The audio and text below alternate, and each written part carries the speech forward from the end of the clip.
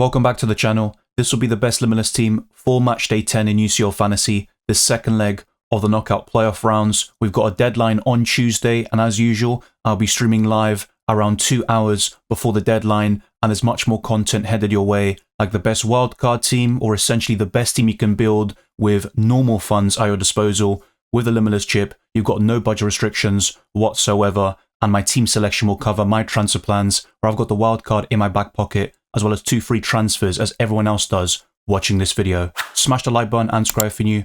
If you enjoy my content, our aim is to get this to 200 likes and to keep on pushing towards new goals like 32 subscribers. We're hoping to reach that aim by the Tuesday deadline stream, and keep your eyes peeled for the FPL videos and podcasts coming very soon. And thank you very much for your support over the last couple of weeks. Check all the links in the description below for my X, Instagram, Blue Sky, the Discord server, UCL Fantasy League, which you can also see on screen. The code is cCaFxb, and there's an auto join link in the description below. There's also my Spotify, Patreon, and the channel ships. So you just click the join button on YouTube and you can gain early access to my videos amongst many other perks, and you can find that on patreon.com/DylanRCM.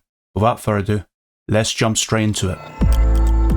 As I mentioned last week across all the videos, we got a 5 million increase to our budget, which will be relevant for your wildcard teams or your normal transfers. But with the Limitless, you have no budget restrictions, so you can pick the most expensive players in each position, but you have to select 2 goalkeepers, 5 defenders, 5 midfielders, and 3 forwards. You always have to do this, no matter what chip you're using, or if you're not using any whatsoever. If you don't use the Limitless chip, you've got 2 free transfers for Matchday 10, and then unlimited transfers for Matchday 11. So you just want to focus specifically on Matchday 10, and that's what I'll be doing here today, and also in the best wildcard / best team video coming very soon. Don't worry too much about the knockout stages. That's all been covered in my chip strategy guide, where I delve into the transfers we get for each stage of the competition. But let's start off with the 2 goalkeepers. I'm going for some very expensive options in this position.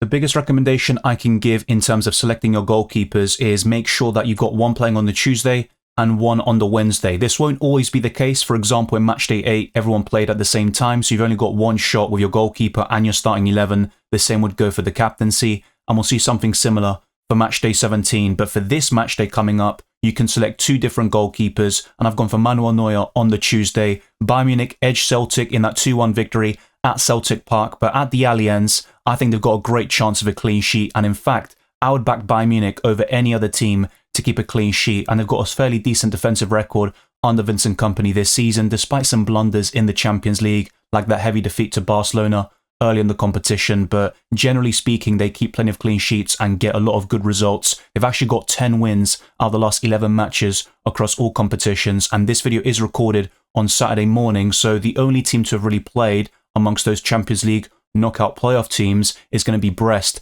Everyone else will feature on the Saturday essentially, and 1 or 2 on the Sunday. But Manuel Neuer facing Celtic is a great option, and you can pick 4 players from the same club at this stage of the competition, so you've still got space for the likes of Kane, Musiala, and Elise if you want to triple up on the Bavarians offensively. But the backup goalkeeper, so to speak, on the Wednesday is going to be Donnarumma, who kept a clean sheet back in Matchday 9 in a 3-0 win over Brest, who drew 2-2 to Auxerre on Friday night. So they aren't looking too great at the moment. They did rest some players though, but ultimately they've got a very slim chance of progressing through to the next round, and PSG are heavy favourites. They've beaten Brest 3 times this season already. They kept the clean sheet in the Champions League, and Donnarumma was in my team originally, but I made some late changes and sold him, and that was one of my many regrets, which I'll cover in the team selection video and podcast. Now, in terms of covering PSG defensively, I would argue that William Pacho is still superior, and then Hakimi is by far the best PSG defender. He's got the attacking potential, and he got an assist in that game against Brest back in Matchday 9. But Donnarumma is still a solid pair of hands between the sticks, and if all doesn't go well with Manuel Neuer, you've got a decent option at home in Donnarumma on the Wednesday. Another player I regret selling in the last few minutes of the deadline stream is Gatti, who did a very good job in Matchday 9 to say the least. He got an assist, and despite not keeping a clean sheet, he delivered 11 points courtesy of the Player of the Match award and multiple ball recoveries. He's by far the best way of covering Juventus defensively, and I would argue he's the best Juventus asset, period. I'm not expecting them to keep a clean sheet against PSV in the away tie, but Gatti can still give you 4 to 5 points, maybe even 6 through ball recoveries alone, and the assist he got from McKennie was actually kind of like a very low XG chance that was converted, so there was an element of fortune there, but Gatti will get you ball recoveries on a consistent basis, and I definitely would rather go for him over Di Gregorio. That was a mistake of mine, and ultimately there was a 9-point swing in the process. Another player who featured in the best team video last week, and it was met with a lot of criticism and skepticism, and I do understand it, is Schlotterbeck. But he got 8 points against Sporting in a 3-0 win for Borussia Dortmund. But in this reverse leg, I do think Sporting will get a goal on the board, but Schlotterbeck can still give you a decent amount of points, just like Gatti, because of ball recoveries alone. So I do think these two are great options, despite the fact that both defences aren't the greatest, particularly in the case of Borussia Dortmund, who have really struggled in the last couple of months, and they are 11th in the Bundesliga table at the time of this recording. But let's actually go to some more interesting options, or more solid, in Matchday 10. Kim Min-jae is one of them, and he was benched in Matchday 9, and I did cover this in the deadline stream. One of Upamecano or Kim Min-jae was going to be benched, and it ended up being Kim Min-jae. I sold him as a result, so one of my few good decisions, I guess, from the deadline stream. But I think Kim Min-jae and this Bayern Munich defensive double-up can work very well for you, but some people watching might be very interested in a Bayern Munich offensive triple-up, which I completely understand, but I think the best balance will be 2 Bayern Munich defenders, or in this case Neuer and Kim Min-jae, and then 1 midfielder and 1 forward. But it's completely up to you how you want to structure your teams, but I do think certain clubs like Bayern Munich should be tripled or quadrupled on in Matchday 10, and Kim Min-jae is a ball recovery machine, and it was quite surprising to see him as an unused substitute in Matchday 9, and it was Upamecano who got the Man of the Match award, so you might want to go for him instead. That would be a completely understandable decision, but who's to say that it's Upamecano not getting benched in the following game, and you see Kim Min-jae and Dyer as a centre-back partnership? That should still be enough to get through that game, and I did expect a kind of narrow victory for Bayern Munich. In fact, I did go for 2-1 in the predicted game for Bayern Munich there, but ultimately at the Allianz, I would expect a more comprehensive victory and possibly a clean sheet as well, which is why I've got this Bayern Munich defensive double-up. Let me know if you go for Upamecano instead, or if you're just not unsure about Kim Min-jae now after that benching in Matchday 9, which is definitely understandable to a certain extent, but I wouldn't have those concerns moving forward. But let's go for another defensive double-up here, and Hakimi for me is probably the best defender in the game at the moment. And then once we get to the knockout stages, that could be a different story. But facing Brest at home, with the attacking threat he poses, I think he's a great choice. He got 9 points back in Matchday 9, and he could do that on a very consistent basis when he's got good fixtures on paper. And PSG are in brilliant form, which I have covered extensively on this channel. They've also got 10 victories out of the last 11 games across all competitions, and they're unbeaten in Ligue 1 this season. They've not really got any competition, but PSG have still been very strong in that French division. But let's complete this defensive line with one last defender here, and it's going to be very interesting because they were disappointing in Matchday 9. No clean sheet, and in fact they lost to Club Brugge, but I would go for one Atalanta defender, maybe even 2 of them, and Sappacosta did start in the end despite a lot of predicted lineups not featuring him in those sort of predictions, and I would have Sappacosta because of the attacking threat, but in terms of ball recoveries, Hien would be the best one, and he was on course for 5 points until he conceded that late penalty towards the end of the game, and he also got booked, so that turned into a 2-pointer by him. But he is a good UCL Fantasy defender on his day, but it was also his mistake that led to Club Brugge's first goal, so he had an absolute nightmare from start to finish. And another defender you might consider is Jamitsi. Unfortunately, Kolasinac, who has been solid all season, is out for the next couple of weeks. He would have been another one, and between the sticks, Karnasecki should return. In fact, he was in the squad against Club Brugge, but he was feeling quite down, I think. I think he had the flu. That's why he's been missing the last couple of matches, but he should be available for Matchday 10, and you would expect him to start over the 4 million goalkeeper, Rui Patricio. But Sappacosta has that assist for it, which might make him even better than the other Atalanta defenders. AC Milan were very disappointing with their 2-1 defeat against Feyenoord, but it wasn't a complete shock in my opinion. I would expect them to go through with a victory at the San Siro, but it might go down to penalties and extra time. But Pulisic is by far the best AC Milan midfielder. I know some people ask me about Reinders, and he's had some good games in the Champions League with some big hauls, but I don't think he offers the consistency of a Christian Pulisic, who, to be fair, has kind of waned in the Champions League in recent match days, but I still think he's the best way of covering their attack. That includes Rafael Leao up front, or Joao Felix, perhaps even Jimenez, who might score against his former club, and AC Milan could get the comeback done, but I think Pulisic would be my favourite way of covering any potential AC Milan victory. Next up though, this might be controversial. He wasn't great in matchday 9 to say the least, but he won a penalty for Erling Haaland. That's going to be Phil Foden, who does make this team. If we get any news of Lookman being available though, I would replace Phil Foden with Lookman. So I have to say that from the get-go, and in future videos for UCL Fantasy, like the best team / best wildcard team, as well as my team selection, I'll be covering any potential updates on Lookman being available. If that's the case, he would replace Phil Foden in this best Limitless team as well, and this will also be highlighted in the deadline stream on Tuesday. But if you want to go for any Man City attacker, Erling Haaland up front is certainly sound, but if not, Phil Foden in the midfield is the next best option. And if you really want to go there, Gvardiol for the attacking threat, but I just don't see Man City keeping a clean sheet there. They are terrible defensively, and they're away to the biggest club in world football, who always win in the Champions League, it seems. But Phil Foden is probably the best way of covering Man City in terms of value, and with the Limitless, that's not really too relevant, but you've got so many options in the forward line and only 3 slots, so I think it's easier to accommodate Phil Foden in this 50-man squad. Let me know your thoughts down in the comment section below.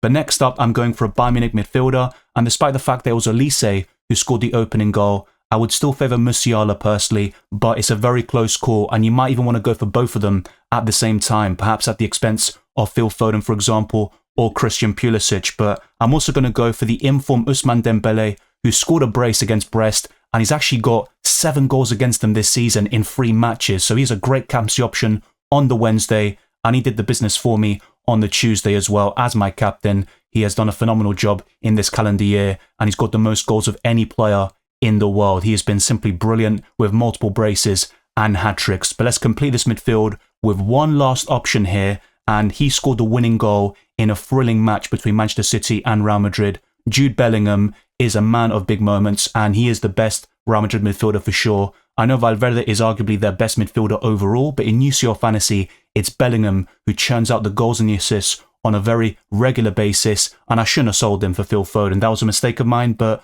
ultimately that swing wasn't as bad as Di Gregorio versus Gatti and a few others I'll highlight in my team selection video. But this midfield 5 offers you a balance and multiple players who appear on the big stage with some appealing fixtures in Matchday 10. The one position of this best team that hasn't really changed much from last week is going to be the front line. Guirassy got 11 points against Sporting. He got booked, but it wasn't enough to really dampen his UCL Fantasy output. With a goal, an assist, and the player of the match, he has been so consistent in the Champions League. No blanks this season, which is simply brilliant. This will eventually end, maybe in Matchday 10 or in future rounds should Borussia Dortmund progress. They've got that 3-0 cushion going into their home ground, the Signal Iduna Park. So that could be a very promising sign, but Dortmund have been all over the place defensively, and it would not surprise me if they considered few goals or big opportunities to the likes of Gyökeres, who should start this time round. But Guirassy is my favourite from that particular matchup, and despite the fact that you've got Jimenez, as I mentioned earlier from AC Milan, you might want to go for the likes of Erling Haaland. I think Guirassy is above them in the pecking order. That also includes Retegui and De Ketelaere, but they've got an appealing home fixture against Club Brugge as well, and maybe Dortmund focus on defending their lead, and the likes of Guirassy don't get as many opportunities. So there are different ways of kind of viewing this particular matchup, but Guirassy, with his consistency in this competition, is still a great option in this forward line. The same goes for Harry Kane, who scored the winning goal against Celtic in the end to double their lead at the time. And Celtic might cause some problems at the Allianz, but Bayern Munich should be too strong for them. And Harry Kane has, I think, 72 goals in 73 games for the Bavarians. It's an incredible record. He has kind of faltered in the Champions League in recent months. He had that huge return in Matchday 1. Then he has kind of been quite underwhelming, but he is still fairly consistent on the whole, and hopefully he can get one more double-digit haul, and Matchday 10 is a great opportunity with that home game against Celtic, and he makes an ideal Tuesday captain. But the last player to complete the squad is none other than Vinicius Jr., who got 2 assists against Manchester City, and he also was awarded the Player of the Match award. You've also got Kylian Mbappe, and maybe Rodrigo will step up this time, as he has done on multiple occasions against Manchester City in the past. But Vinicius is my favourite Real Madrid attacker, even over Jude Bellingham, and on a Limitless, I'd go for both of them to target that Man City defence, which is right there for the taking. There are so many different options in all of these positions. I mentioned many in the forward line. In the midfield, you've also got the likes of Elise, who is probably the prime candidate to replace one of these options. And as I mentioned earlier, if Lookman is available, I would replace Phil Foden with Lookman, but that all depends on his fitness. I'm not so sure if that will be the case, but hopefully we get a positive update by Gasparini. So that is one possible change there if Lookman is available. As for the defensive line, you might want to go for a double up in Atalanta defensively with Hien and maybe Jamitsi, but that is certainly very risky, as we saw in Matchday 9, and there are different ways of structuring your team, but I do like the balance you've got in all of these positions. With the captaincy, I would go for Harry Kane on the Tuesday, and on the Wednesday, I'd probably stick with Dembele. So very similar to what I did for Matchday 9, and Dembele's return on the Tuesday last week was enough to hold the captaincy on him. And if Harry Kane gets 7-8 points, I think that could be enough to stick with him. But you've got plenty of good options on the 19th of February. Vinicius Jr. could be another one, and any of these attackers could conceivably be captained for Matchday 10 as well. But you might have a different way of looking at it. There could also be another player that hasn't even been mentioned once in this video who could be a great option for the last knockout playoff round in UCL Fantasy. And for Matchday 11, of course, we've got unlimited transfers, and we can focus on that when the time comes. That wraps up another UCL Fantasy video for the season, this time out of Matchday 10, the best Limitless team. If you have any other thoughts, of course, I encourage you to leave your thoughts in the comments section, and also on Twitter, Instagram, the Discord server. All those links are in the description below. And if there are any injuries that happened over the weekend or any updates from previous injuries and suspensions, I will be covering them in future videos, like the best wildcard squad for UCL Fantasy and my team selection, which is coming out around the Monday. And of course, the deadline stream on Tuesday will be very interesting to say the least. And despite only having 2 free transfers, or in some people's cases, activating a chip like the Limitless or wildcard, there are so many things to fine tune to optimize our squads for Matchday 10 before moving on to the knockout stages in a couple of weeks' time.